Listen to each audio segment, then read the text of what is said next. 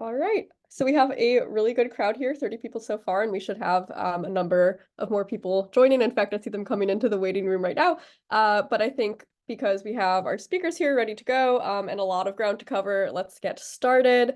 So welcome. I'm really excited to see so many people here. We are going to be talking about attainable housing, which after going through, kind of a long waiting period in Montgomery County is finally going to have a public hearing this March. So it's going to be a really exciting opportunity to move the issues that we work on forward. And I'm excited that you're all here. So with that, I'm going to turn it over to Montgomery Falls Events Chair, Jane. Thank you so much, Carrie. I'm really excited about this meeting tonight. And also, I think this is the first successful event that I have planned as events chair since our parking reform happy hour got snowed out last month. So thanks everyone for being here. Many more fun events coming at you in the future as well. So tonight's agenda, I'm going to give a little overview about Montgomery for All. Some of you have heard this spiel many a time. Please bear with me. Some of you all might not be members and maybe haven't heard it before. I'll share a little bit about what we're working on right now. Then we'll hear about what's been happening in Northern Virginia with land use and zoning reform there. And then we will hear about more of the local context regarding the Attainable Housing Strategies Initiative, which is Montgomery County's initiative to allow for more middle housing types, as well as housing targets. And we have some excellent speakers here today that I'm really excited about. I will introduce them a little bit more later. And we definitely want to have plenty of time for questions. As you can see in the chat, you can message the host and co-host your questions. Carrie is the best person to direct your questions to, since she will be fielding them and organizing them for us to make sure that we can try to get through as many of them as possible. So please, as the evening is going, as they come to you, feel free to put a question into the chat. We'll try to get to it later. So Montgomery for All, we are the grassroots offshoot of the Coalition for Smarter Growth. So Coalition for Smarter Growth is a regional nonprofit advocacy organization. Montgomery for All is focused specifically on Montgomery County, and we are a membership-based group. So you see at the bottom here, we're well over 200 members strong. And our mission is to create a more affordable, equitable, environmentally sustainable, prosperous county through better land use, housing, and transit decisions. We were founded in 2019 to advocate around the Thrive 2050 general plan. We were super successful in advocating for a strong smart growth general plan, and Thrive 2050 passed in fall 2022. And so now we're focused on implementing that general plan, which means a whole host of policies and laws and programs that we're going to be advocating for over the next 20 years until we have a new general plan. So our platform includes allowing for more housing options, protecting vulnerable communities, providing equitable, safe access to amenities, education, economic opportunity, building a world-class transit network, and so much more. There's so many factors that go into creating a community that is all of the things that we want it to be. We focus especially on the housing and land use connections to building those smart growth, sustainable, equitable communities. But we care about all of the other things as well. And similar to Coalition for Smarter Growth, work in coalition with other organizations to support those types of items. And how do we do that? We work with and put pressure on elected officials to pass legislation, zoning amendments, et cetera, that reflect our values and policy priorities. We engage in long-term planning efforts, such as with master plans, which are similar to general plans, but more specific and focused on a smaller geography. And we build this community of advocates. I think it's been really wonderful to watch how this community has grown and become so much stronger and closer together over the past 4-5 years now. And I know we will only continue to grow.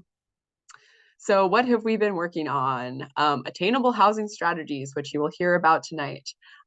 There is actually something happening related to that now. There is something to do and to get active on. So if you've been twiddling your thumbs ever since Thrive passed and wondering how you can be a part of pushing for some of the most exciting things that are included in Thrive, the planning board is having listening sessions on March 21st related to attainable housing strategies. And after this slide, I'm going to show you how to sign up for that.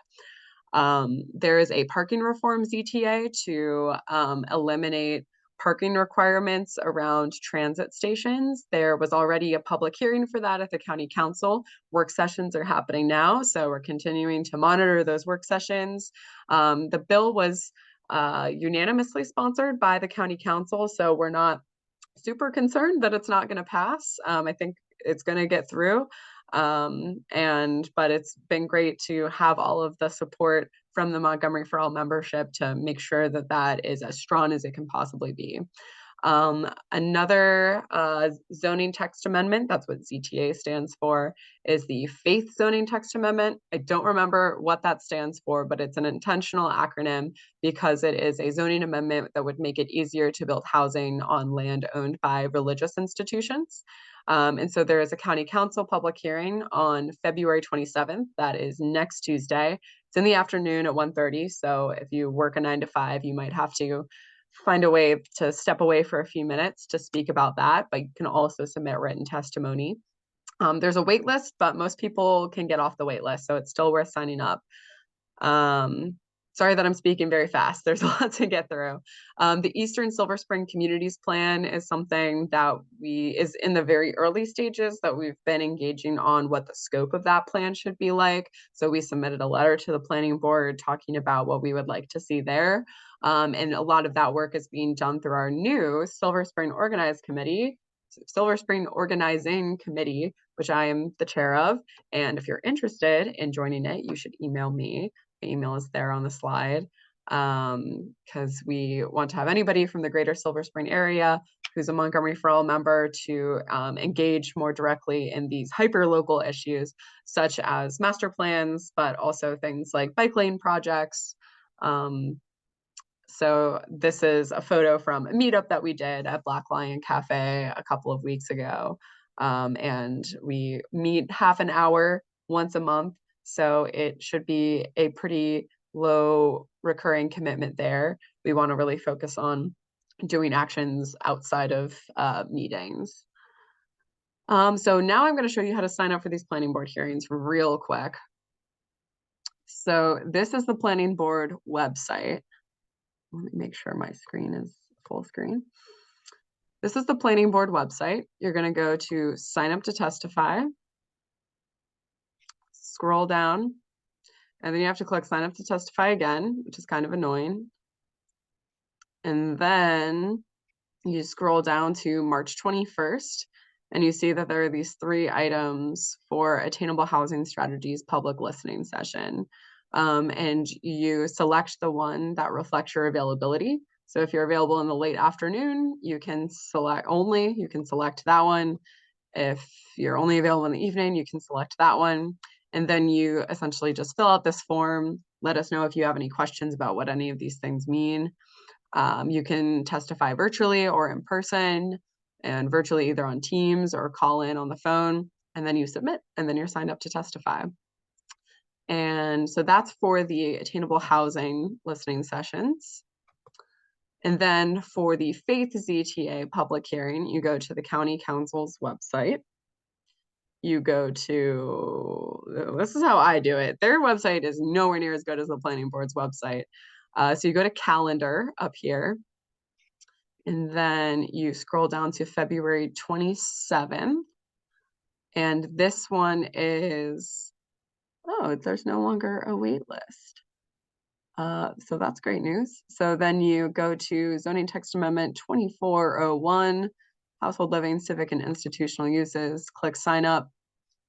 Can you see the pop-up screen that just came up?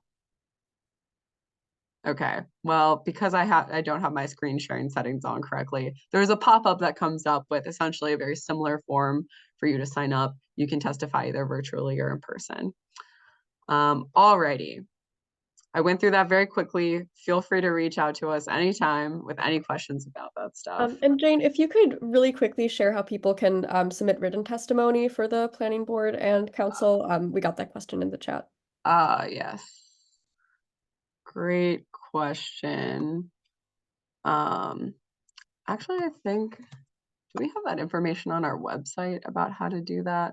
So under submit, okay, so under calendar here on the county council's website, you can click submit written audio or video testimony. And then there is a form that you can fill out. You can also email the county council and all of the county council members as well, and that is fine. For the planning board, honestly, where do you do that? I just always send it to them via email. Okay, so yeah, this is the email that you can send it to, mcp-chair. Yeah, I don't think that Yeah, if you there's... scroll, there's a section that says submit testimony to the planning board. Oh, wow. See, I've never scrolled down that far Yeah, before. you have to scroll for it, and there's not like a link to jump down, but basically you email it to the chair, and there's some additional instructions there to make sure that the written testimony gets attached to the other testimony for that item. Thank you, Carrie.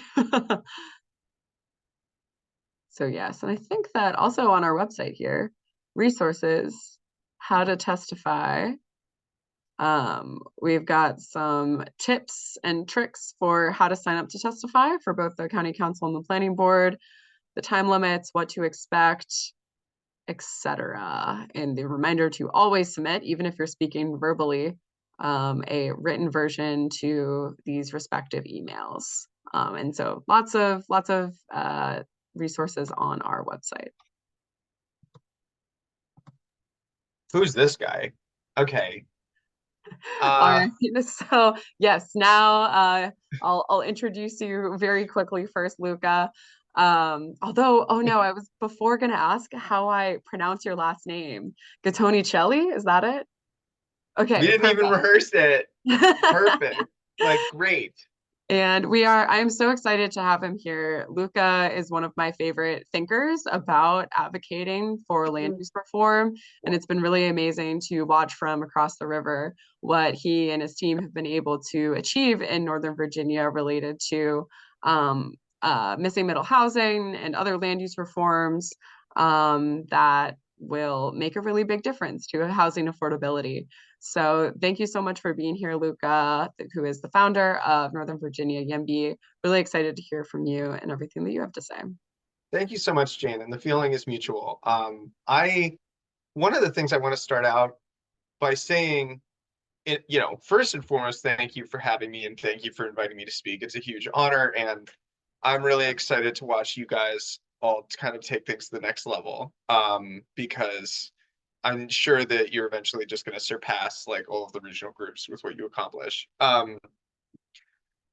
including my own, I hope.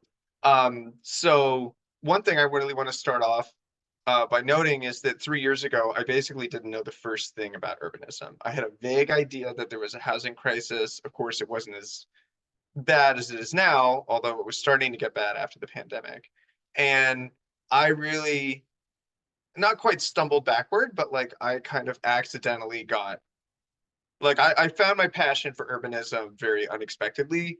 And 3 years later, here I am speaking to you. So a big part of, a big thing that I want you to take away from me speaking tonight is that all of you have almost limitless potential as individuals to really change your community. And I really hope that comes across and that you kind of come away feeling good about that. I'm going to share my screen. I've hidden any like incriminating, like, I had some developer checks that we were processing earlier, but I put those away. So I'm going to try, can everyone see pretty well? Okay, this is going to get a little annoying, but so this is our website. This is YIMBYs of NoVA.org. We started in 2021, August 21st, 2021, or the 20th, excuse me. And we now have 1,553 email subscribers, just updated that.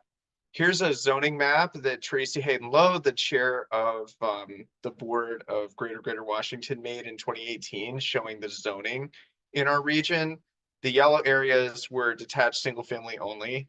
But as you all probably know, we're going to have to update this map because Arlington and Alexandria, the city where I live, both last year passed reforms that legalized multiplexes on the prior single family only areas. So that was really exciting. And, you know, one of the themes I want to touch on before we get into Q&A, which I want to leave a lot of time for, is obviously the missing middle reforms that we were involved in. In Arlington, we helped, and I personally helped create a big, strong coalition of groups, including the NAACP, Voice, which is a large interfaith group in Northern Virginia. I hope you have an equivalent in Montgomery County, and the local Sierra Club. Just a really big, strong coalition to support the missing middle housing reform. It was called missing middle housing, or belatedly expanded housing options, which is a terrible acronym that I pretty much refuse to use because it's very clunky. Missing middle housing in Arlington, the context for it was that something conservatively, something like 75%, probably more like 82% of the county's residential land was set aside for detached single family only. There was a lot of multifamily, like multiplexes and duplexes, things like that, grandfathered in, maybe as much as a third of the housing stock in some areas, but it would be legal to build today, technically. And we see something similar in Alexandria as well, which I'll get to. Missing middle housing passed in Arlington by a unanimous vote, just like the zoning for housing reform did in Alexandria. Both debates were really contentious, kind of toxic, each in their own special way. But one of the things that Carrie asked me to talk about was the importance of positivity in our success. So I'm going to go to our values section for a second. So these are our 4 core values. These are things that I came up with early on and that I feel very strongly about as kind of the anchor points for our group. And I think a lot of our success stems from them. First and foremost, a focus on civility and integrity. So we're respectful to each other, like as members of the leadership team, as members of the group, to each other, to people we disagree with, to, you know, random people that we meet. We have like a positive mindset and we always treat people with respect. And I think that's good from an organizational culture standpoint, but I also think it's the right thing to do, right? Treat people well. But it also has some practical benefits. Multiple people told me that staying positive in the face of various headwinds and buffets in Arlington was a big part of our success. I personally was, you know, the target of character assassination attempts, right? People like, you know, writing takedowns in like letters to the editor, or the biggest example of this, well, the two biggest examples were in Arlington, the Arlington Civic Federation, which is the collection of civic associations, published a resolution basically condemning our group with a 100-page appendix, like screenshotting our Facebook group and like accusing us of all kinds of things, personally attacking me, although they eventually removed my name, which was nice of them, although it didn't really make a difference. And then in Alexandria, the local rag, I'm so sorry, the local newspaper called the Alexandria Times had basically published some text messages between myself and a city council member using that they had gathered using FOIA requests, trying to show that there was like some dark evil plot happening. The actual content of the text messages was very boring. You know, me and a council member that we agree with saying to each other, hey, good job on whatever, and me saying, hey, I have to put the kids down, let me see if I can call you later. Really like dark, incriminating stuff, obviously. So, you know, I don't know what you all are individually or collectively dealing with in terms of a toxic debate in Montgomery County, but I just want to reassure you it's stay positive and don't worry. Like, if people you don't respect say things about you that aren't true, you don't have to worry about it. And do not be discouraged from participating in in civic life and in the policy process if you feel like people are attacking you or what have you, because for one thing, you'll be giving them what they want, which is to keep you on the sidelines. It really is the people who like aren't contentious and aren't difficult and aren't uncivil to other people. Though people like you are the people that we need participating in our community's civic life. So it would be a real shame if you felt like you couldn't. So I would just really encourage you all to keep your chins up and to stay positive, because it will pay dividends. I'm going to quickly go through the rest of our core values, and then I'd love to open it up to questions probably. So our second core value is action orientation, something that Jane just touched on with keeping things out of meetings and like in the streets, which is great, and then in the hearing rooms. We don't sit around and talk about how smart and cool we are. We don't sit around and talk about how stupid and evil our opponents are, even though sometimes they give us, reasons to think about it.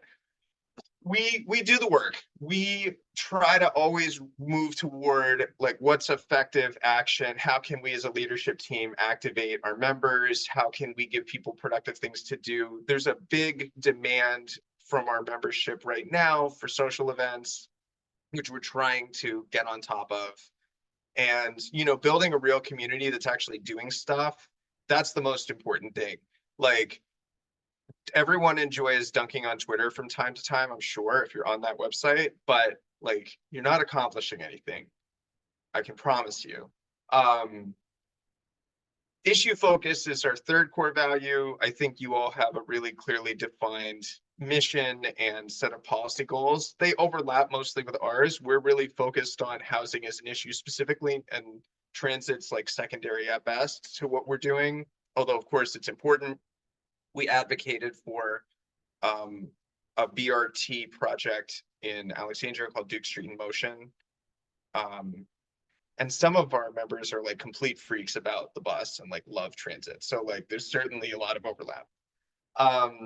And then the final point that's important to me as someone who's really politically homeless is nonpartisanship and pluralism. So we mostly work with Democrats, being, given the politics of our area, but we'd be perfectly happy to work with a reasonable, supportive Republican in power or in office or even as a candidate. I'm not really personally affiliated with either political party, and our members or the members of our leadership team, past and present, have a wide variety of political backgrounds.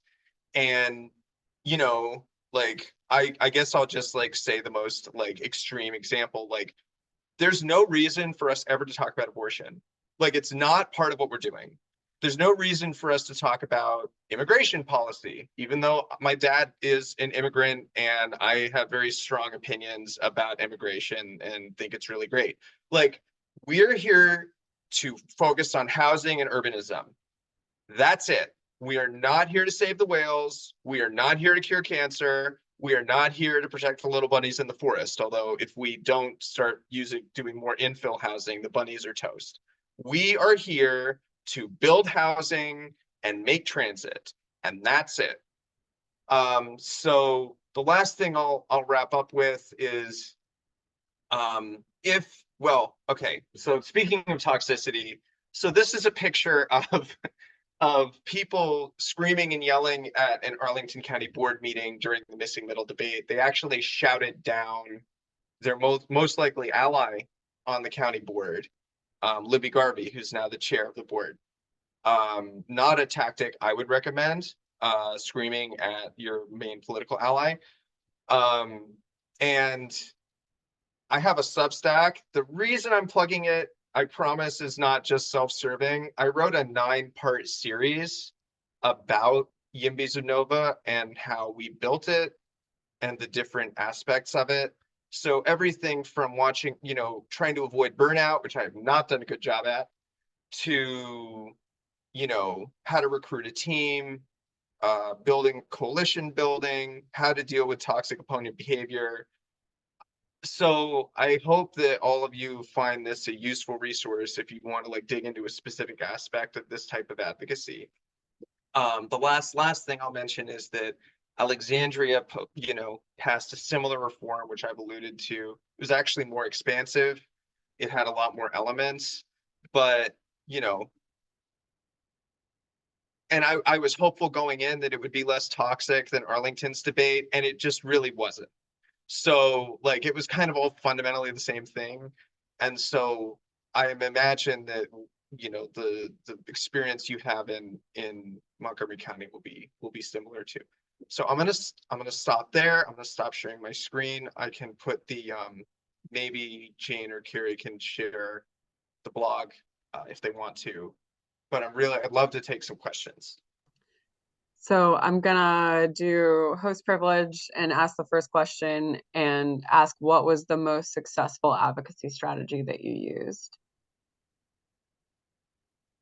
I would say like very practically in brass tacks, it was a relatively late realization for us that we needed to think like a real organization and build our email list.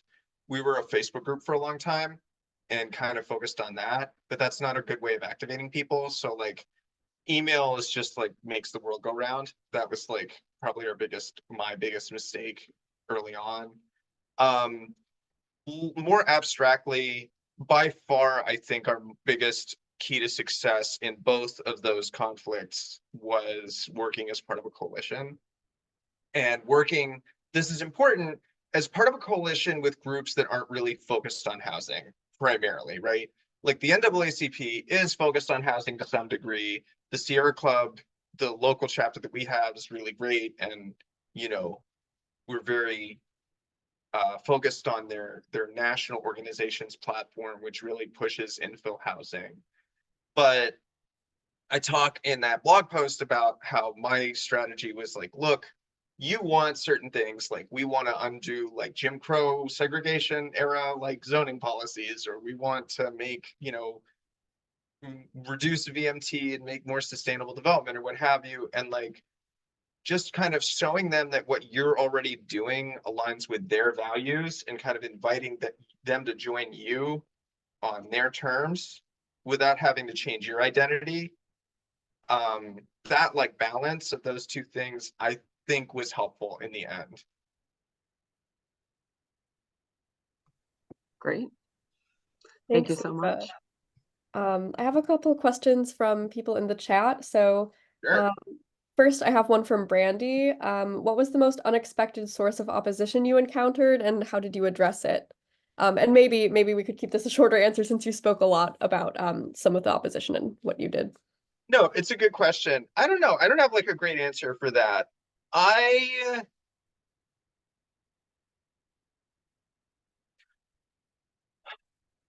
would say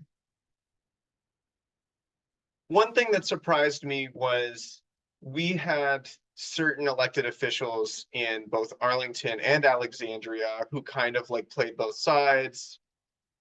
But in the end, both of the votes were unanimous. And so people can kind of tell which way the wind is blowing.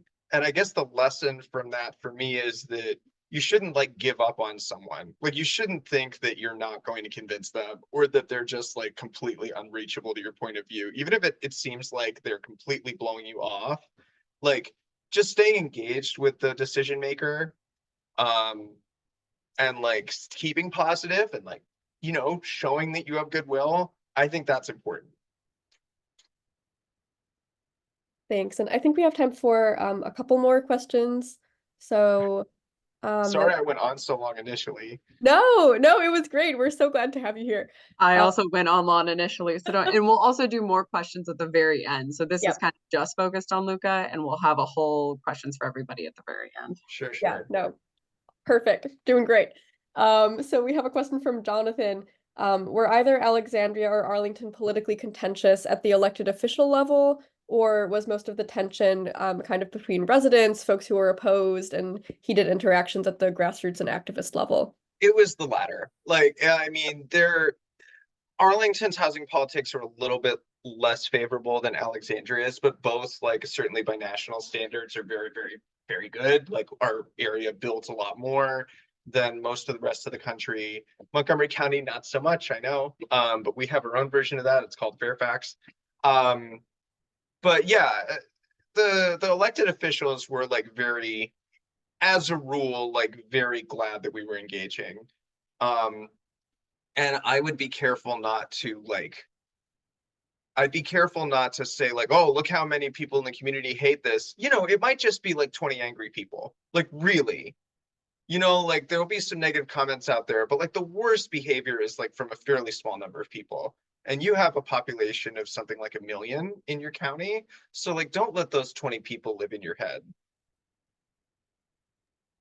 Thanks. And then last question that we have time for right now, although I am keeping track of other questions in the chat and hopefully we'll be able to get to those at the end.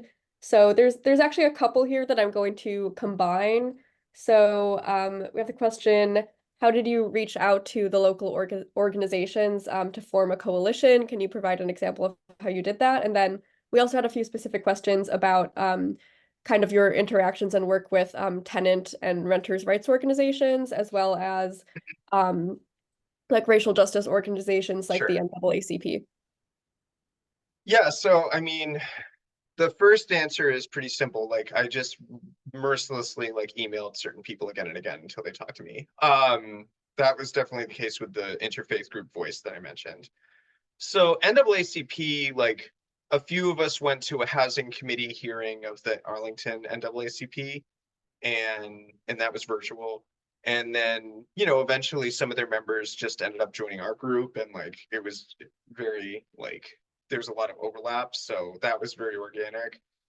We didn't really the politics in Northern Virginia don't include, like, your group is likely to get flanked from the left by people who want to like end capitalism, and some of us here do want to end capitalism, and that's cool too. But like we didn't really have to deal with like we didn't really have to deal with like a hostile relationship with tenants' rights groups. In Arlington, they were really a non-factor, to be perfectly honest with you. In Alexandria, they have some political influence and power, and there's this group called Tenants and Workers United that we gradually like cultivated a relationship with. I think it's just like being really honest with people about like what you believe, where your shared values are, and like, you know, don't try too hard to like please people who might just never, you know, be pleased. Like, don't feel like you have to make the cool kids like you. Like, sometimes that's just not possible. But we were ultimately able to find a lot of common ground. And there's also value in keeping people neutral who might have otherwise been negative, right, as well. Great. Thank you so much. And as was said, we'll get even more questions later, but really value those insights from the Northern Virginia experience. Obviously, we have slightly different political context, but we are still a part of this DMV region, which has been having a lot of these questions. And I'm sure we'll be asking similar questions and having similar experiences to what happened in Northern Virginia. All right. So I'm gonna share my screen one more time so I can pull out my fancy little slide that I put together here. So now we're gonna transition to focusing more locally on Montgomery County to talk about the Attainable Housing Strategy Initiative.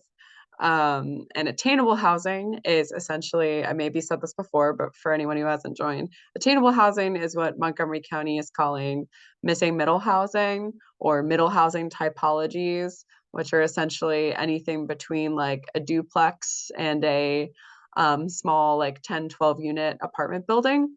The specifics of attainable housing, I'll let Lisa speak more to this later, deal more with the smaller types of duplexes, triplexes, fourplexes, and housing targets for different geographic areas. So lots of exciting things happening that relate to these goals around creating more housing opportunities in Montgomery County for more people.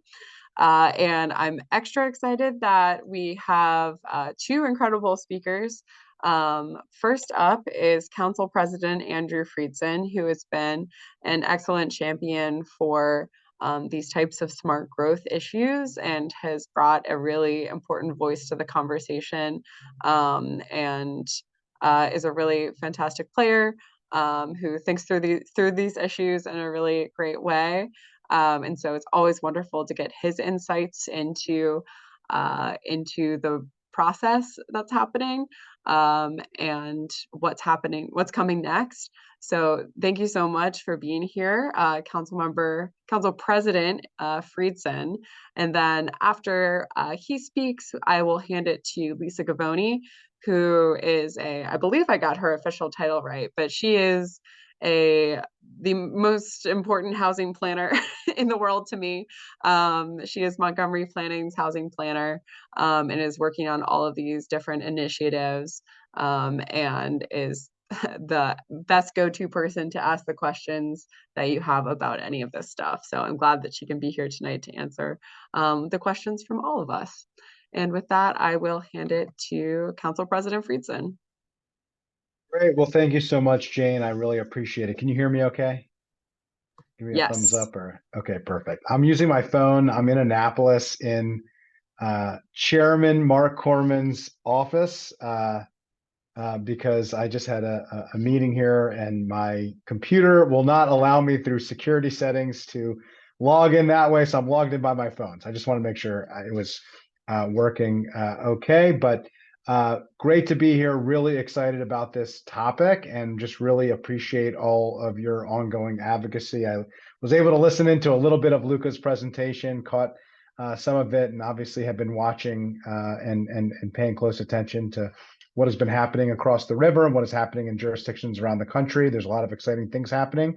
And I'm sitting in the committee where a lot of conversation at the state level about housing happened just yesterday. So there's a lot of movement. And, I want to start with that because, when I first ran for county council, starting about 6 years ago, now in my second term, running in District 1, in the aftermath of the Bethesda Downtown Plan and the Westbard Plan, to be where we are in the housing conversation that we are now finally having, and the way in which we are finally having it, is a sea change, a major sea change. And that's in no small part to a recognition among the broader public of the crisis that we face in housing, but also the very intentional and strategic advocacy by people like you, by organizations like yours. So I just want to express my appreciation and my excitement. I really ran for county council talking about housing, specifically talking about how challenging it is for young people to move into places like District 1, for the economy to be able to grow without housing, talking about how housing at the local level is really no different than immigration at the federal level, that we have a question, very much a moral existential question, but also a strategic existential question. Do we want to have a wall or a welcome sign in our communities? Are we going to not think about the people who aren't here and only think about the people who are already here, and not recognize housing for what it is, which is infrastructure? We talk about all the other things that need to be done before housing can happen without realizing that housing is needed for the other things to happen and to do well as well. It is in and of itself infrastructure, and in many ways, housing is a racial equity issue, as we talk about a lot. It's an environmental sustainability issue, as we've started to talk about over the last couple decades at least. And it's an economic issue, which we've only recently started to talk about, that one of the main reasons why businesses do or don't locate in certain places is because of adequate access to housing for their workforce, for people who can afford to live within proximity to where they work, in order to attract a workforce that actually drives an economy that makes everything go. So it's a moral issue, it's an economic issue, it's a racial equity issue, it's an environmental sustainability issue. It really touches on so much. So we've had the Attainable Housing Strategy. It was put on hold for a little bit as the planning board transition and the planning department transition took place. Fortunately, that's now all behind us. I'm very bullish. I think we have a great new planning board, new-ish planning board at this point. We have a planning director who is a constituent of mine and someone who I think we all have worked with very closely, who is extremely data focused and comes from a data background, which I'm excited about because the data is screaming at us. And I will share in your views, Jane, that Lisa Govoni is also my favorite housing planner in the world and someone who I lean on very heavily, as do all of my colleagues. And we're very lucky in Montgomery County to have her. So we have the Attainable Housing Strategies. I'll go through my understanding of the process there, and Lisa can weigh in with extra information. And then alongside that, we have an effort that I have really championed, which is the housing targets, specifically the local housing targets. This is something that was a top priority of mine when I took over as the chair of the Planning, Housing, and Parks Committee, where we wanted to not just have the COG, the Council of Governments housing targets, the 31,000 units that we need, excluding the municipal governments of Rockville and Gaithersburg by 2030, but break it down planning area by planning area, community by community, where we can really understand what it means and understand how we are going to move things forward and hold ourselves accountable to achieving those numbers. And my goal ultimately is not just to have a target for 2030, but to look at targets beyond 2030, because frankly, the housing that we're going to get by 2030, those planning and policy decisions have probably already happened.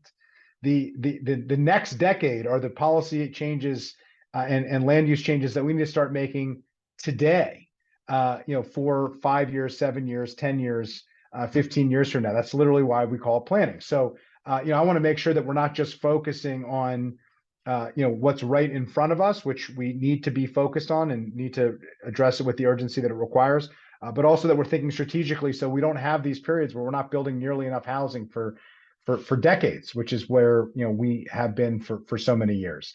So that process is moving forward. We're going to have our next update of the local housing targets on March 18th at the Planning, Housing, and Parks Committee at 1:30. Please tune in. Please weigh in. Please let us know what you think. The planning department has done some great work in doing analyses and coming up with a framework for how we break down those housing targets, planning area by planning area. There was a robust discussion previously in the committee that gave some guidance, and now we're going to come back and refine it and be able to move forward. And then my goal is that these local housing targets become not only a metric that is measurable, that we can actually hold ourselves accountable and determine how well we're doing, but we can look at the policies that we currently have and see whether or not they're adequate to meet the goals. It's one thing to set a goal. It's another thing to have achievable metrics where we put ourselves in a position where we actually can accomplish these things. And that's going to allow us to really understand that in a better way and to make sure that we have housing everywhere, because it's not good enough to only be building housing in certain areas of the county. We need to be building housing in every part of the county, because the crisis requires it and because people desire it in so many ways. The Attainable Housing Strategy, which was on hold, I believe there's a planning board briefing tomorrow. Lisa can correct me if I'm wrong. That'll overview the process and talk about some initial draft recommendations and do an update of what's happening in other jurisdictions, some of which you have heard here from Luca. There is a public listening session on March 21st. And then there'll be planning board work sessions on this with this new planning board, which has not taken this up yet, throughout April and May. So I think on the 11th, the 25th of April, the 9th and the 23rd, if it's necessary, and then possibly spilling over into early June. And then we are scheduled to take that up once the planning board finishes their work in the Planning, Housing, and Parks Committee on June 17th. And I'm excited about where this conversation is going to go, about making sure that we are moving forward in a thoughtful way. I've been asked a lot of what my process is going to be and what other colleagues' processes are going to be, and how the committee is going to approach this work. And what I have shared is I think we'll approach the work similarly to how we approached the ADU conversation, which got very heated at times. It got very challenging. And many of you, and I see Jane nodding because She and others were part of those conversations. I will say Hans Reamer joined me at one of my town hall meetings at Potomac Community Center, where my face was figuratively blown off by community members. It was literally picketed outside the town hall meeting, which was of no topic. It was just a general constituent town hall meeting, but it happened to be at the time at which we were taking that up, and it was literally picketed beforehand. But we slowly but surely, methodically went through every issue. We addressed some legitimate concerns. We dismissed some illegitimate and frankly some ugly concerns, including a very, very disturbing Washington Post letter to the editor, if you recall, that delved into some extremely ugly historical elements of why we have some of the housing challenges, frankly, that we have. And we forged a compromise. And early on, that was a split vote on the council. And I worked extremely hard, and as did other colleagues. And we slowly but surely got every single colleague to join on that effort. We still have some work to do on financing, in particular, of ADUs, which is one of the main impediments, which is something I'm continuing to look into and work on. Have had some conversations with several of you. But that is the approach. It's to address the issues, to separate the facts from the feelings when it comes to housing. Housing is a very emotional issue for a lot of very legitimate reasons, for probably unfortunate reasons. It has become the primary vehicle for wealth accumulation in this country. And so restricting it is a positive, parochial interest, but has a dire economic and moral consequence and social consequence more broadly. And so we need to pare back some of the really challenging conversations to make sure that we're focusing on data, to make sure that we're focusing on the reality, to as I said, separate the facts from the feelings, and to move forward. The good news is there's real momentum to make significant changes. I think the governor's package and the conversation around that package, while perhaps not as robust and aggressive as some on this call would prefer, it has opened the door and broadened this conversation in a much more significant way, which I think has helped when we talk more broadly about housing in general at the local level, and housing more broadly at the state and the local level. And we're going to build on some of the things that we did. I mean, it would have been unfathomable when I first ran for office that we would have ended the housing moratorium countywide. I was proud to have helped lead that effort, not just to end it in certain places, but to end it countywide. It was a backwards and ill-suited policy to change our tax code, which was an anti-housing, anti-growth tax system of a revenue cap. We rewrote that, and I helped lead the effort to change that. We have a growth and infrastructure policy that we're about to re-embark on, that in the last iteration made huge changes, which was a much more pro housing initiative. And even in some of our master plans, including in the Montgomery Hills master plan, we opened up the possibility for missing middle housing along Georgia Avenue, which is a significant improvement, and help to begin those conversations, which to take it further. So I go on and on and on, talk about some of the advances that we made in housing broadly, but specifically about attainable housing and the local housing targets. We're going to be taking that up in earnest over the next several months at the planning board and at the Planning, Housing and Parks Committee. And I'm just really excited to be able to move these initiatives forward and have thoughtful conversations about them, and happy to answer any questions if there are any as you see fit, and to hear from Lisa. Thank you so much, Council President Friedson. Really, really excellent remarks, and also enjoyed the trip down memory lane about ADUs and the housing moratorium. Those are great reminders of the successes that we've had in the past that have laid the foundation for us to do even bigger and even more exciting things. It only goes up from here, and we're very grateful to have you at the council helping to lead that charge. We have one question in the chat from Tony Byrne. I'm going to ask the second part of his question because I think you addressed the first part already. What is the most important thing that we as Montgomery for All and advocates can do to help support all of these exciting initiatives that are happening at the planning board and with the county council? Yeah, I think it's twofold. I think one is to build as broad a coalition as possible. And you heard Luca talking about that, both to mitigate opposition, and kind of neutralize some of the opposition, but also to grow things out and make sure that it's understood by council members and more broadly that the public writ large is yearning for changes to housing, a system that just isn't working for too many people in too many cases. So that would be one. The second is to really try to bring down the temperature. And in your role, I think it's there's going to be ugliness in any conversation that is about zoning, is about housing. There's just unfortunately no way to avoid it, and perhaps now worse than ever in terms of the freedom with which people on Nextdoor and Twitter and even in public in public communications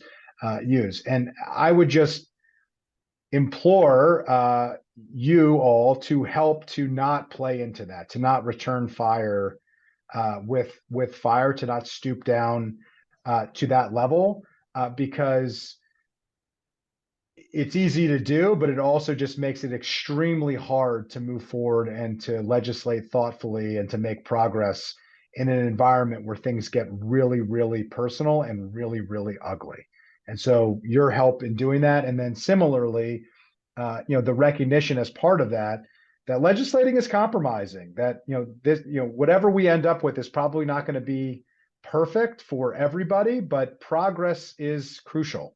And, let's not allow, perfection to be the enemy of massive progress. If you've, heard about the things that we've been talking about and we'll continue to talk about, we are chipping away slowly but surely in making really massive improvements. And, it's important that not be lost, and that the conversation and the tenor of the conversation be kept at a factual basis, at a respectful basis, and in a manner in which all colleagues are going to be comfortable, at least having the conversation in the environment that we're having it. Great, thank you for that. I think that is probably all the questions that we have time for at this point. We might be able to wrap some of the questions into the discussion later. If you're able to stay on, that is fantastic, but also understand it is already getting late and you're in Annapolis. Many thanks to Mark Corman, Delegate Mark Corman, for letting you use his office. I don't think it's the same one that I was an intern at many years ago. I think he's moved offices. No, he's upgraded. He's upgraded. Yes, but yes, thank you so much for joining again. And I think with that, I will pass it over to Lisa. Yeah, I'll just say if I do need to hop off, which I probably do at some point, I'll try to listen in, even if I'm not on video. But feel free to reach out if there's any follow-up conversations or questions that I could be helpful with. Just reach out, email me. I'll get back, as quickly as I can, and just really appreciate the opportunity to join. Thank you so much. Lisa? Yeah, sure, thank you. Hi, everyone. My name's Lisa. I'm going to share a PowerPoint because can't do my talking without my PowerPoint. Can everyone see my PowerPoint? Yep. Perfect. So I'm going to start with the Local Housing Targets Project, which Council President Friedson really teed up well for me. And I was going to lead with that. It was really his idea. He is spearheading this, and we are here to support the PHP committee and Chair Friedson to meet these goals. They are also the goals of the planning department and the planning board, but it's inspired by DC's 3,600 housing units by 2025 effort, and our own efforts to build an additional 31,000 housing units by 2030, which the council signed on to a resolution supporting in 2019. So we're refining that larger, broader goal for smaller geographic areas called planning areas. There's 22 planning areas that we're using that you can see on the screen. We're excluding Gaithersburg and Rockville for obvious reasons. They have their own zoning. We know that overarching change that we need to meet our goals does not stem from a one-size-fits-all approach. The Local Housing Targets projects allows us to better contextualize and understand the housing shortage at a hyper-local level. and to drive strategies that help us meet those housing goals. So I'm going to start off by saying, where are we? So as we know, the goal is 31,000 units permitted by 2030. And then we're really 4 years into the housing goals. And if you look at this graph, the blue is what we've permitted and the orange is kind of like where we were, the additional needed units that we would have needed to meet that year's goal. So we, and the building permits, they represent net new units. So what I've carefully done is I've removed all the demolitions of, single family detached homes that are tear down replacement homes that are 1-to-1. And also we had some redevelopment of existing multifamily, like the residents at Forest Glen, they demoed 70 units, built over 200. And so we only counted the net new. So we have permitted about 9,535 units from 2020 to 2023, which is about almost 3,000 units under where we need to be. We needed to be at 12,400 and we're at 9,535. So we're a little bit under, but I think not as under as we thought we were, which is, it's disappointing to not be where we need to be, but I think that we are making progress. And since this effort is about planning areas and creating localized housing targets for the planning areas, this is what housing production looks like for the 22 different planning areas. I don't think it comes to surprise to anyone that nearly 30% of all building permits are were issued are in the Bethesda Chevy Chase planning area. That really speaks to District 1's success in building housing. But I also want to note that when we talk about housing production in the county, we tend to focus a lot on the down county, the Silver Springs, the Bethesdas of this world. But I also want to note that, but if you look at this graph, Clarksburg, the area surrounding the city of Gaithersburg, Germantown, they're doing a great job of building housing too. And they're building a more affordable housing type that we see compared to a lot of our down county product. So I'm going to jump right into the methodology because I have a lot to get through. And I want to make sure that we have time for questions. So our task at hand was really to develop a methodology to set these localized targets for planning areas. And when we develop our methodology, we've really gone through a lot of iterations of this, but we keep coming back to these 4 factors that we think really speak to setting the targets. The first is the Thrive Montgomery 2050 growth area, and I'm going to show you a map on the next slide what that looks like. But it's the concept of quarter focus group is a fundamental organizing element of Thrive. It recognizes that not only intensely develop centers of activity and preservation of land, but they both play a vital role in the quality of life, but neither can exist without each other. And that in Thrive, there's really 3 growth type contexts that were identified. The first is the corridor focused growth area, which is the most developed part of the county where the highest density population is, and that should have the highest share of new growth. Then we have the limited growth areas of the county that contains mostly the suburban neighborhoods. And we envision more of an organic growth there to meet localized needs and services to provide a range of housing choices. But we also have the rural areas and agricultural reserve, and they will continue to play a huge part to continue to be dedicated to primarily to agriculture, rural open space, and environmental preservation. And they can absorb some growth, but we really don't see a lot of growth happening there. So it's not really part of the methodology. So we really focus mostly on the corridor focused growth area and the limited growth area. And then we have the household forecast. So some of you may know, we participate with the Metropolitan Washington Council of Governments on a cooperative forecast.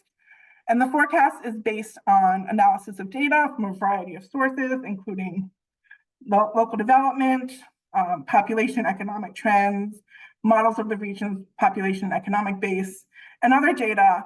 And that the forecast is available for different time intervals between 2020 and 2050. And it's at a geographic scale that matches the use for the Housing Targets Project. So as such, points were allocated to each planning area based on its share of the forecast. And then we have the zone residential capacity. And as part of Thrive, we developed a residential capacity analysis, which estimates the total residential development that may be built in Montgomery County based on existing zoning and master plan recommendations. And the analysis serves as a baseline estimate of current capacity in the county and accounts for market trends, zoning rules, and policy decisions. And then finally, a new addition to the methodology of a very recent is the addition of the development pipeline. Council President Friedson mentioned that these are goals for 2030. These are short-term goals. And we think that the pipeline is our best option at hitting these goals. These are approved development projects that have planning board approval that could hit the ground running, very quickly. We've also been working a lot to clean up this data to make sure it includes projects that we think are going to move forward likely by 2030.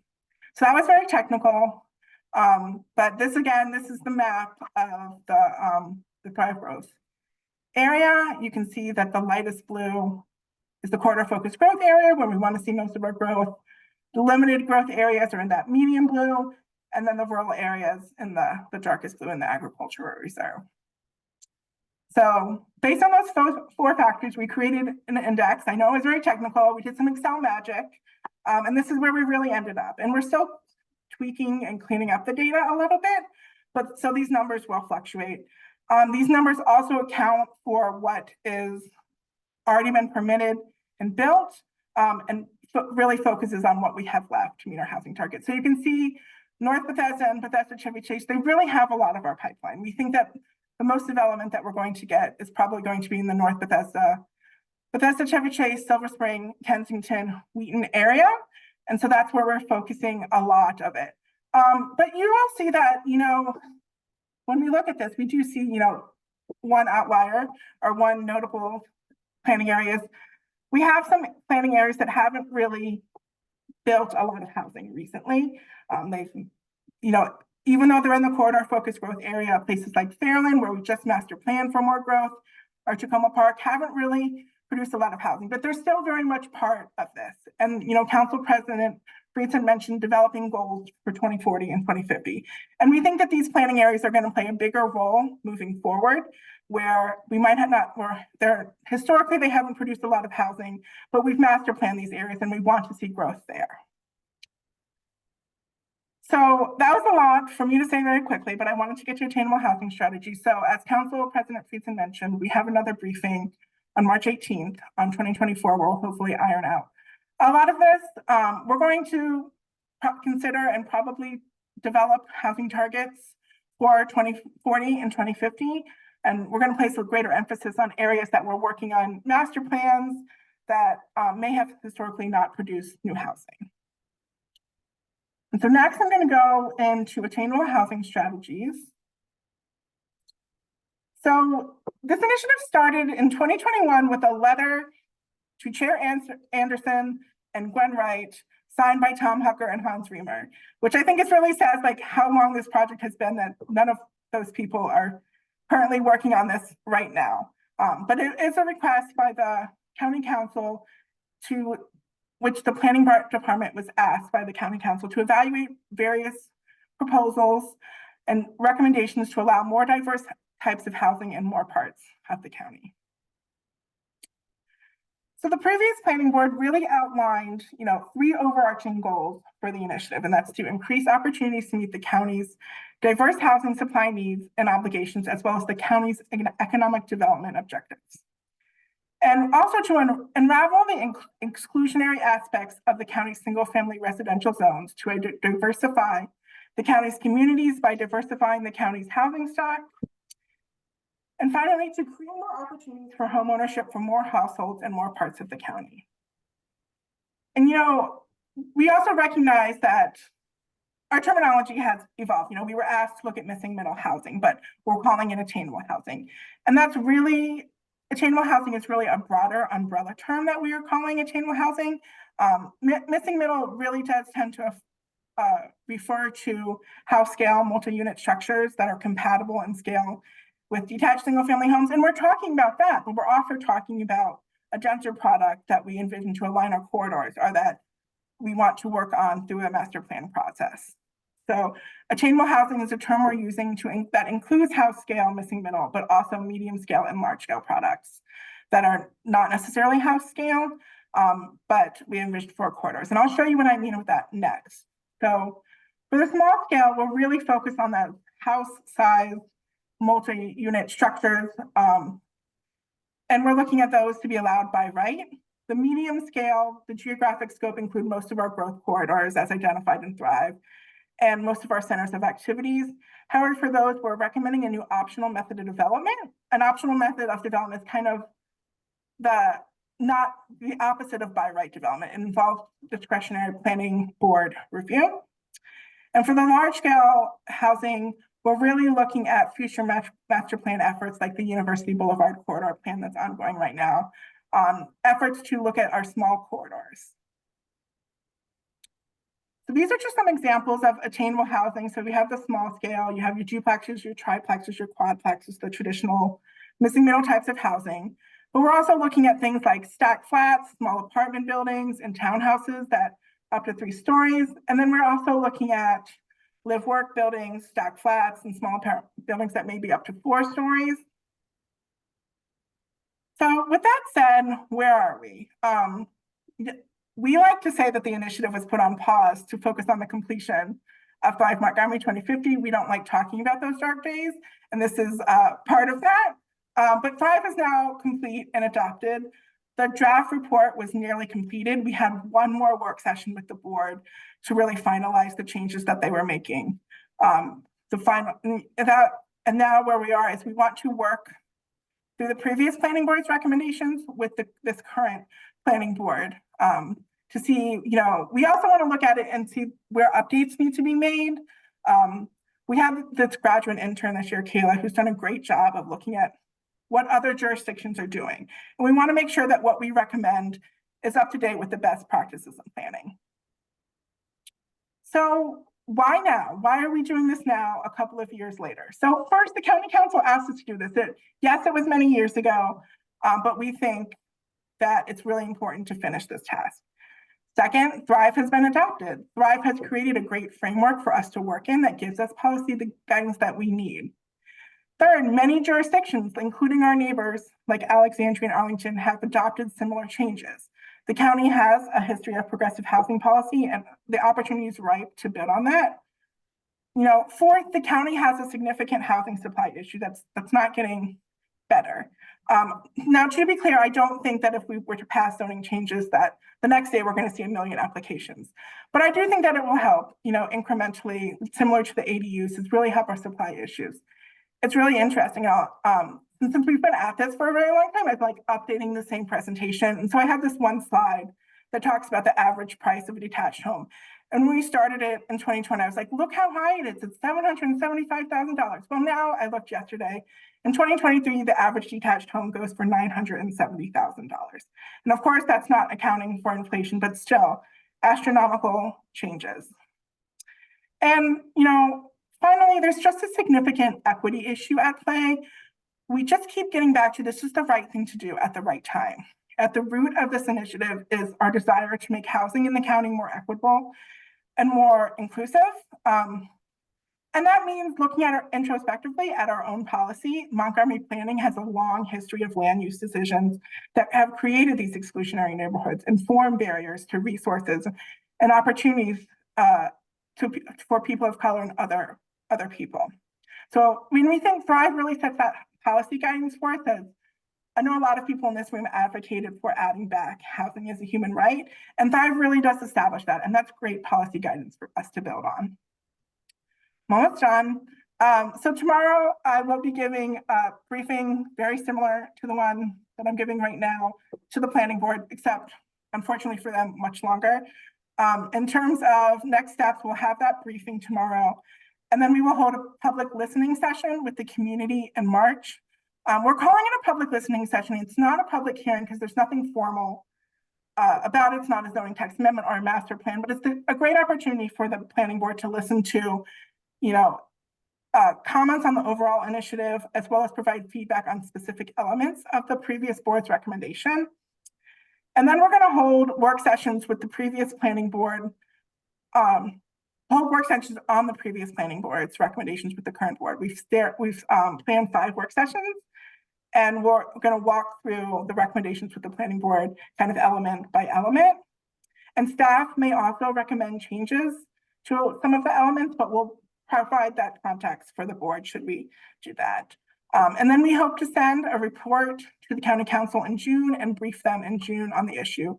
2, this is just outlining kind of the schedule at hand in case I send you this presentation, so you guys can have access to the schedule, and it will also be in an e-letter that comes out hopefully tomorrow. So thank you. I know that was a lot of information in a very short period of time, but I wanted to get to questions. So thank you. Thank you so much, Lisa. That was awesome. And it's incredible to have both you and Council President Friedson share those dates and to really see how this is moving again. It was, as you said, put on pause, and now things are happening. And for us as Montgomery for All, that means that it is time to reactivate. And so, as I mentioned earlier, keep an eye out on your emails. We're going to have a lot of prep and opportunities for how to plug into all of these different things. I know that we're about 2 minutes away from, or now we're 1 minute away from 8:15, which is when this was scheduled to end. I'm still going to ask a few questions, but if people do need to leave, I totally understand that. And thank you for joining. I have to log off at 10 p.m., but no, just kidding. So, okay, Luca will be on here all night. We'll keep the chat open for him. But so I'm still going to ask a few questions, but if you do need to log off, we understand. Feel free to reach out to Carrie at any time. And she will point your questions to the right people. Lisa and Luca also shared their contact information, and Councilmember Friedson said to reach out to his office at any time. And so, yeah, with that, we'll try to, as long as it's okay with Lisa and Luca, do a couple of questions for maybe like 10 more minutes. Is that okay with you? I could go. I'm like, there's no limit. Good. Okay, cool. We're going to be here all night, so let's keep going. It's almost like you like live and breathe this stuff, both of you guys. Yeah, I mean, I do it for the money, personally. Yes. Yeah, me too. That's why I work for the government. Yeah. All right, so let's dive into our first question here. This is a question from Jonathan Robinson. Any perspectives on how projects like this, I believe he's talking about attainable housing, can be done faster in the future? Sure. So the funny thing about Jane and Andrew calling me their favorite housing planner is I am the only housing planner. So generally our process is we put things on the work program a year before, and then we kind of undertake them. For attainable housing, it was actually an unfunded request that we felt was really important, so we prioritized it. I think planning process is long. It always is, but I think, to do the type of analysis that we like to do, which is very thoughtful and data driven, it will take time, but I think it makes for a better product in the end. So I ask for you to, please work with us, please be patient with us. We're trying to get through these things as fast as we can. We know they're really important, but we have limited staff capacity as a government agency, unfortunately. No, that is fair. And I think that was also a very complicated situation with that request coming while Thrive was being worked on. And, it definitely made sense for Thrive to come first and then implementation actions like that to follow. And now we have a new council, a new planning board, and we're ready to hit the ground running.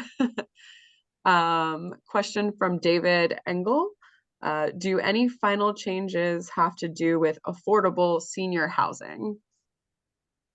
So another unfunded work program item is we have a senior housing work group, and we're working on changes to our county code related to senior affordable housing. I think you will hear more about this in relatively short order. It does not have to do with the Attainable Housing Project or local housing targets, but it is something that we are working on also simultaneously. And I think I think that you all will hopefully like it. It's, kind of creating a separate concurrent inclusionary zoning program for senior housing because the MPDU program really doesn't work for senior housing because of the fee structure. I could talk about that all day also, but I will stop there and let you know that that is work that we're working on that also. And I'm excited to maybe get to work. I'm still. Oh, it's really hard to hear you, Andrew. You're cutting in and out. I love the enthusiasm though. No, sorry. No, just there. Nope, still cutting out. Can you hear me or no? It was little better, bit but now. Alright, then it never cut out mind. again. You could try one more time. Yeah, We can hear you now. All right, I was just gonna say there's the planning work that's happening. I'm also working on some senior housing initiatives, including universal design and some other things that we're exploring. So stay tuned. That is a big area of interest. And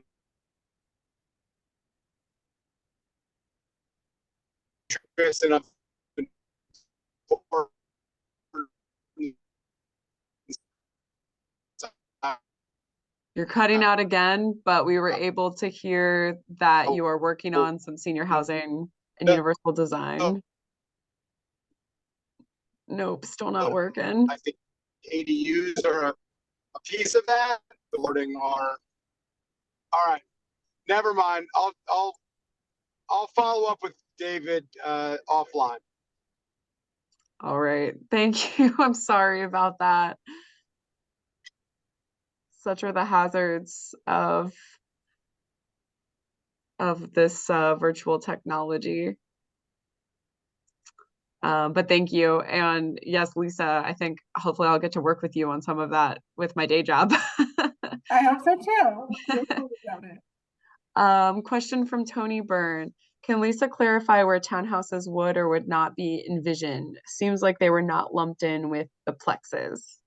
They were not. So we envision them more in the medium scale. So along the corridors and other strategic places throughout the county, but not for the interior of single family neighborhoods. Gotcha. And yeah, it'll be great to be able to read the final report and see all those recommendations there. Can I actually say something really quick about that? Please do. Okay, so Arlington's missing middle reform included townhouses as a typology and in clusters of up to 3. And so I'm not like, Lisa, like, you great work. Thank you so much. I would just say like, especially for like a longer lot or like an oddly shaped lot, that's like 6,000, 8,000 square feet, like you can actually fit multiple townhouses on a lot like that. I live in a townhouse. There's no cracks in the earth around it. Like it's totally fine. So I would just like encourage all of us to think of townhouses, not as the next frontier, but just like another type of gentle density. I think you're right. It is an important missing middle typology. And I would note that one of our planning commissioners is online. He was nodding his head. So it's something that we will discuss in the context of work sessions of what type of housing is, where, and are there recommended revisions to that part of the original planning board's recommendations. Oh, and thank you for pointing that out, that we have a planning commissioner here, James Hedrick. James, I might be putting you on the spot. I am, in fact, putting you on the spot, but I'm going to let you unmute if you would like to say any words. But either way, we're really glad to have you here this evening. We know that you're a huge advocate on these issues. Yeah, no, thank you, and I appreciate it. I was trying to skulk in the background and stay on the down, but yeah, no, I'm sorry I had to join late. I had to get some kids to bed tonight, but I mean, there's no one better to speak on these, I think, issues than Lisa and Andrew and Luca over there. I think they've covered a lot of what I would say. I am always an advocate of, and have been for a long time, of allowing more and more diverse housing options in different places within the county. I think it's important. I think that to get sort of what an area needs to house the people that want to live there, you sort of got to go above and beyond what you think you need to do. So, I mean, that's my position as just an individual, one member of a 5-person housing and for a 5-person planning board. But yeah, I was just glad to jump on and listen, and you know, happy to talk about any of these issues with anybody that's on here offline. Awesome. Thank you, James. Huh. And Andrew Friedson put in the chat, planning is doing the great work in inclusionary zoning to address that aspect. I think he's talking about senior housing. And I'm also looking into other aspects of aging, adult housing, accessibility and affordability, as well as including assessing our current programs like Design for Life to see what's working, what's not, and what should be changed, and also exploring elements of universal design. That's awesome. Really glad to hear that you're working on that. He also apologizes for the audio challenges, which we totally understand. A question from Richard Hoy. How can the 15-minute neighborhood concept from Thrive be included in this work? Sure. So the interesting thing about, 15-minute living was always a part of Thrive, but Thrive hadn't been passed while we were concurrently looking at attainable housing. So we will, look at that lens to make sure that the concepts of Thrive are present in the recommendations of attainable housing. We think that, like I said, Thrive provides a great framework for us to work in. And so we hope to build upon Thrive and make sure that that lens is there. Awesome, thank you. I think this might be our last question. If people want to keep sending in questions, feel free to. Questions for Luca, Lisa, and Councilmember Friedson is still on the line as well. This from is Manuel Ochoa. He says, question for Lisa. I live in Bethesda Chevy Chase. Your graph shows that Bethesda Chevy Chase has the most units in the pipeline and have produced the most. Besides the moral imperative, I care about this issue as a planner. What data do you like to point to that helps convince naysayers for attainable housing in Bethesda Chevy Chase? So Lisa, if you want to take that one first, but I'll also then send that to Luca of what types of data did you find help to convince people? Sure. So if you tune into my presentation tomorrow, there is a data piece. For those of you that know me, that's not unheard of. So I think there's a couple of points, and this county council, the PHP committee, they had a work session, or not a work session, a briefing kind of on the state of the homeownership market. So I kind of did a deep dive into that. And what I found was, pretty shocking for someone that knew it was unaffordable to live here. It's that, that the for-sale market has grown exponentially even when adjusting for inflation.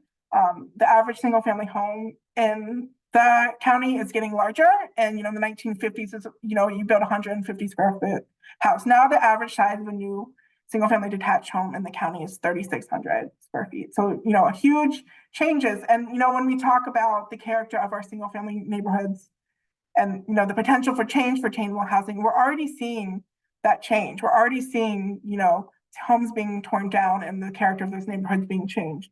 And another data point that I think is really interesting about the for sale market is just like the average home on Montgomery County sells for above asking. So, when you account for the fact that the average detached home goes for almost $1 million, that it goes for above asking, that there's literally no existing starter detached homes on the market except for small pockets throughout the county. It speaks to a really unaffordable conditions. I also think that it's important to, personalize it. I moved here 8 years ago for this job, and I would like to lay down roots, but I cannot afford to put those roots down in a community that I have lived in for 8 years. And I think that's really important. That's not just me, that's our millennials, that's our school teachers, that's our firefighters. They're commuting from out of the county. So I think, adding an old personal touch to it, I'd love to interject myself. I love to talk about myself, so it just makes sense for me to interject that piece into it. But that's a good question. Okay, so how did I think about using data and evidence? I mean, okay. I think data is important. Data is something that helps me change my mind about things from time to time, hopefully. And being open-minded is important. I would kind of, I don't want to seem unhelpful. I would somewhat challenge the premise. And the reason I say that is because, in politics, data and evidence don't really win the argument. It's emotions and narratives. And so we were very deliberate about our messaging, focusing on a clear narrative about housing's too expensive, people deserve more options, letting the NAACP in Arlington, and also, I mean, well, I'll go on a tangent in a second, but like letting the NAACP in Arlington make the moral case, point the finger directly at the Jim Crow past of a lot of these zoning changes, right? It was helpful in Alexandria to have local elected officials like taking a stand and like advocating for these policies, whereas the Arlington, electeds basically felt like they had to be neutral observers. I'm not sure what the situation is there. Andrew is pretty cool, so it sounds like he's perfectly happy to say what he thinks, which is really great. But yeah, I mean, if I'm like forced to pick a data point, I would say we just, in the missing middle fight, I don't know what the percentage is in your county. In Alexandria, about a third of the land was reserved for single family detached, which is low by American standards, but hot. Like if I cut off a third of my arm, that would be a lot. Yeah, Lisa, do you know where we are in Montgomery County on that?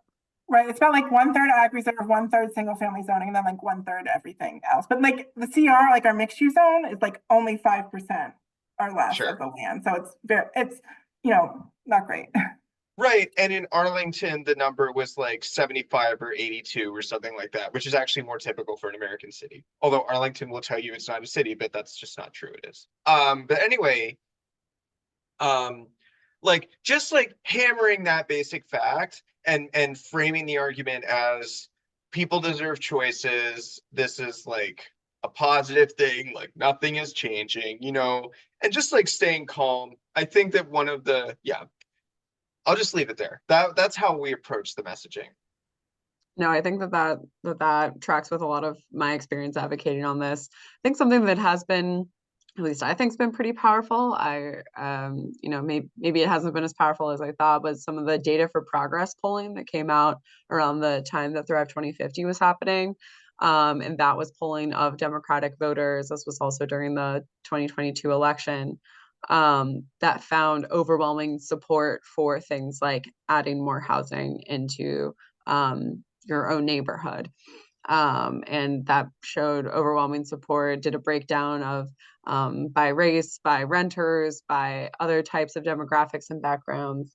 And people actually really like this stuff. They like what we're pushing for. It's actually really popular. So we have hit 8:30. And I know that there were a couple other questions, and I am going to apologize that we couldn't get to them. Thank you to our speakers and presenters for staying on for an extra 15 minutes. As was mentioned, the recording will be sent to you. It's posted on our YouTube channel, and I'm just so excited that there's so much happening. And if you want to be a part of it, make sure that you sign up for Montgomery for All's emails, because we will be helping you to get plugged into all of the things that you want to get plugged into, because your voice and your advocacy on these issues really, really matters and can make a huge difference. That's one of the great things about local advocacy, is that you can be in a Zoom meeting with your council member and with planning commissioners and with the people who are right there making these decisions. So thank you so much to everybody. Really, really appreciate it. And look forward to working with you all and talking to you again soon. Thank you, everyone. And I will be sending information about everything we talked about tonight, how to sign up for hearings, when things are coming up, in a follow-up email. I would also add, please consider becoming a member of Montgomery for All. It's $5 a year, and your support helps us organize events like this, do our advocacy, welcome new people. And so it really, every bit makes a difference. I'm dropping that link in the chat right now, and you will get an email about it. Thanks, everyone. Have a good night.